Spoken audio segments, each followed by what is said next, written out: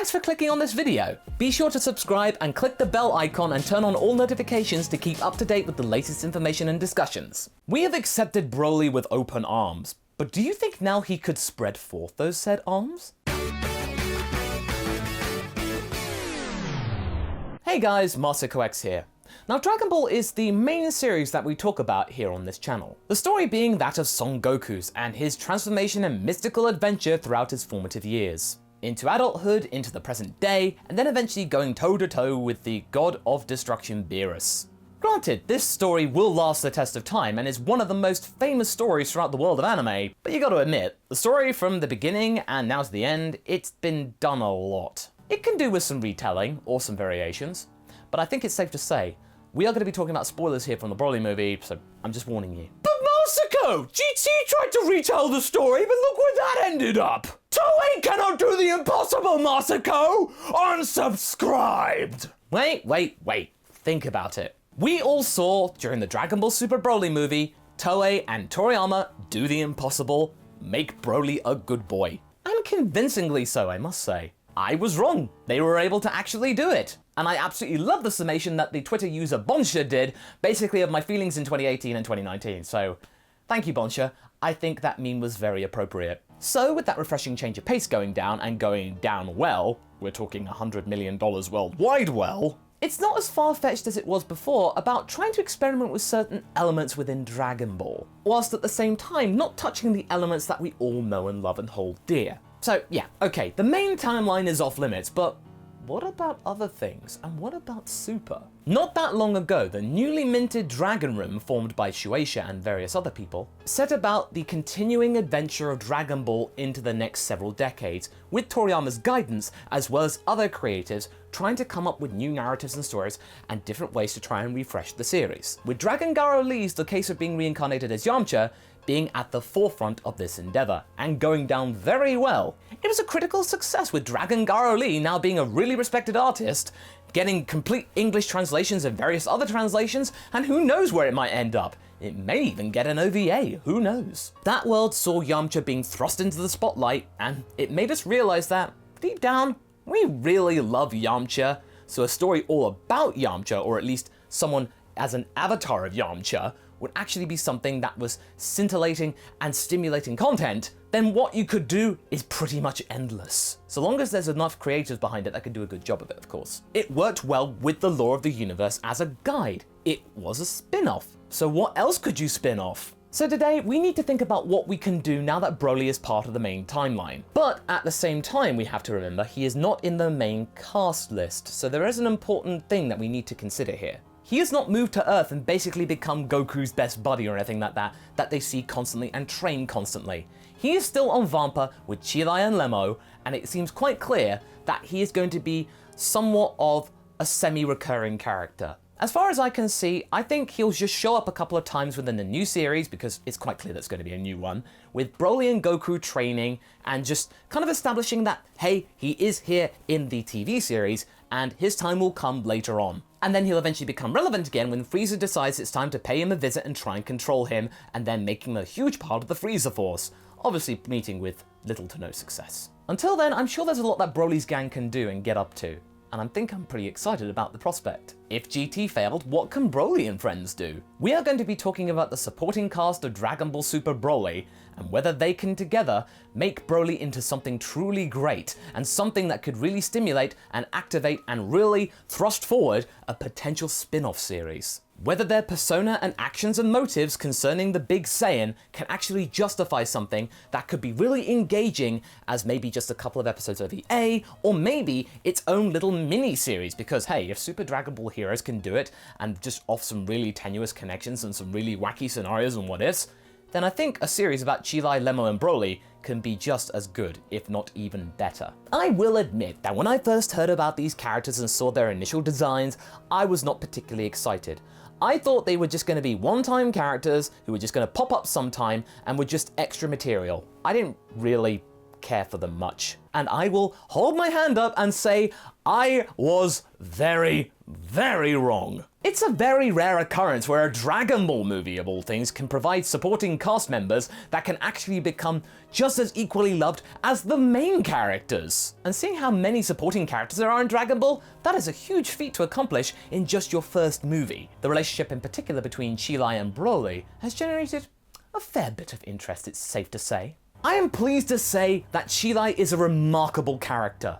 You could easily say that the Dragon Ball Super Broly movie is about her development as well as Lemo's, more than Goku and Vegeta, because Goku and Vegeta, they didn't really change much. They're just there to fight and accept destiny. And yeah, that whole destiny angle just basically disappears after the first 40 minutes. She and Lemo seem to be more prominent throughout the entirety of the movie. Because think about it, without her and Lemo's quick thinking, Broly would have probably been vaporized at the end of the movie. Broly had fallen out of his rage and was about to meet his maker, and Gogeta would have been completely relentless. So without Cheelai, Broly would have just been a one and done. So, let's ask ourselves, who is Cheelai?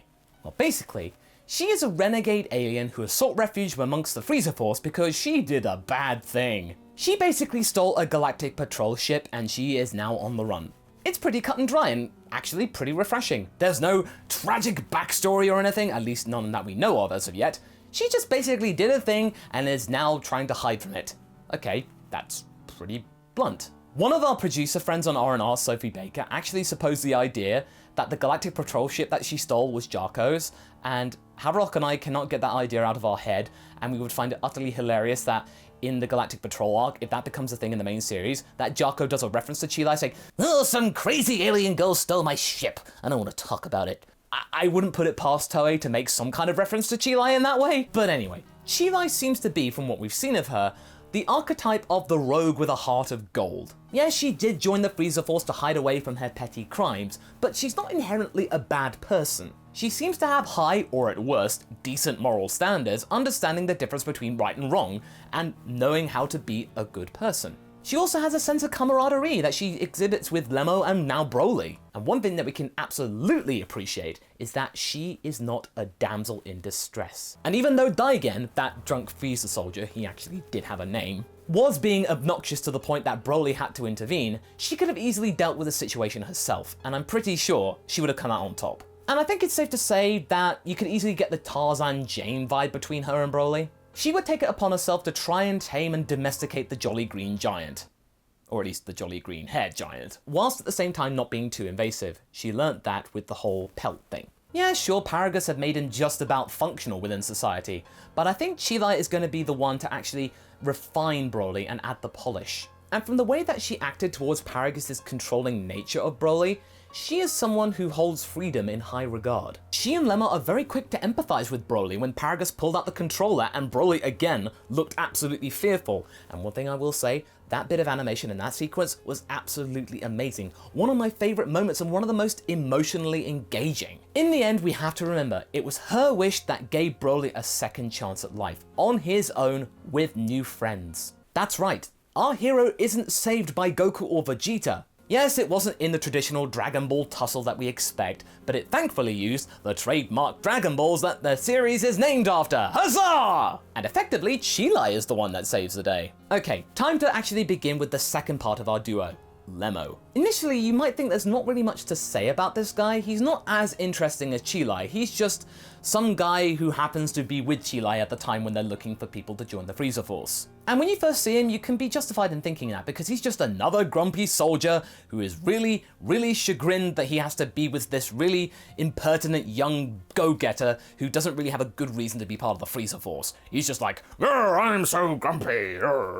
He comes off as just the annoyed character who's lumbered with something he does not want to be lumbered with. It's hardly the job that he would have expected to end up in, even though he's getting on a bit. We don't know much about his backstory, pretty much the same case with Cheelai, but one thing that we do know is that he is a pretty good pilot. And there's one thing that he did claim about his past, is that he once saw Frieza on a space station. That's in the subtitle version. Now, in the dub version, he said that he saw Frieza once on a monitor, so there is a difference between the two. But quite simply, that's not true.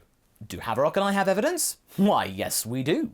If you look very carefully at the beginning of the movie when you have a chance to get it on home release, coming out very soon by the way, A very much younger Lemo, 41 years younger to be precise, can be seen handling the scouter box to Frieza at the beginning of the movie. He's there with the big fishes, so is he the big fish?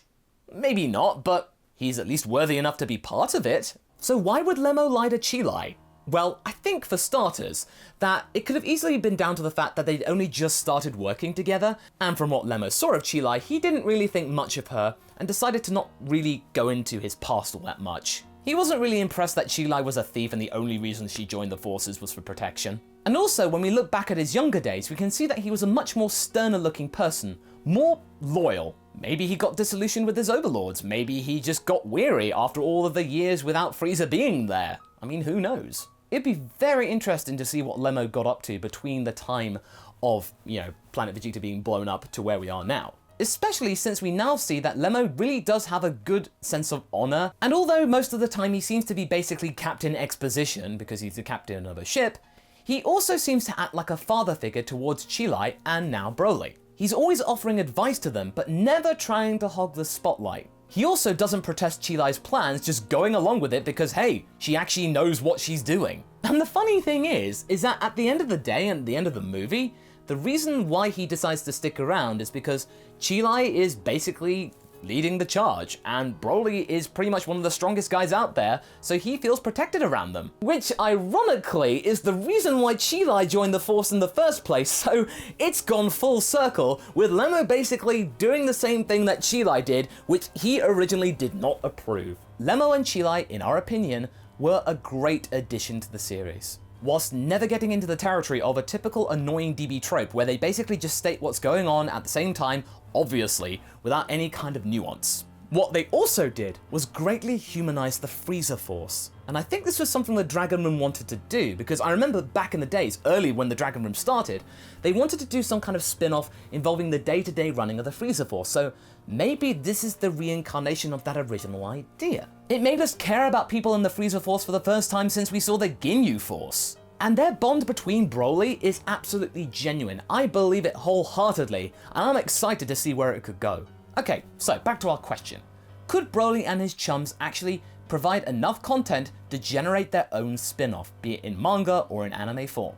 Well, if it were up to me, I would greenlight the heck out of that thing! With Broly, the innocent and pure soul, do you know who he's actually aping? See what I did there? Goku. Goku at the beginning of the series was an innocent and pure boy. And what is Broly? An innocent and pure boy. You could do the GT formula just with Broly, Cheelai, and Lemo going off on adventures. You would not be tired of the whole Goku trope, and basically the show just being about Goku. It's about Broly, who's a brand new character. We're interested to seeing what he could do, and we're interested to see Cheelai and Lemo more, and I think this would make anything that's trying to ape GT in any way much more engaging. By looking at Cheelai and Lemo as we did today, this provides great insight into what they could do next with Broly. I'm so excited to see them again. So what do you guys think? Do you like Cheelai and Lemo? Do you think they would make good spin-off material with Broly? Leave a comment below, vote in the poll up top, and let's get this discussion going. Anyway, I hope you enjoyed this video. Until the next one, be sure to like and subscribe. Catch you later!